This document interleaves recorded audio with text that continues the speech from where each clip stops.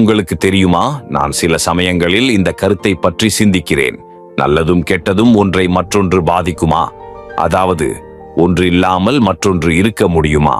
அது ஒரு சுவாரஸ்யமான கேள்வி. நான் அவை ஒரே அங்கீகாரம் பெற்றவை என்று நினைக்கிறேன். இப்படி சொல்லலாம், கெட்ட விஷயங்கள் இல்லாவிட்டால் நல்லதை எப்படி அறிந்திருப்போம்?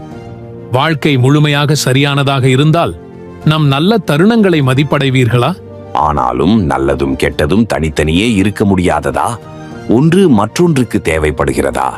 எந்த கெட்ட விஷயங்களும் நடக்காத நாள் நல்ல நாள்கள் இருக்க முடியாது, இல்லையா? நான் புரிந்து கொள்கிறேன். ஆனால் எனக்கு தோன்றுவது, கெட்ட தருணங்கள் நல்ல தருணங்களை உருவாக்குகிறது. உதாரணமாக, மக்கள் துன்பங்களை எதிர்கொள்வதன் மூலம் வளர்ந்து வாழ்க்கையில் என்ன முக்கியம் என்பதை கற்றுக்கொள்கிறார்கள். அந்த சவால்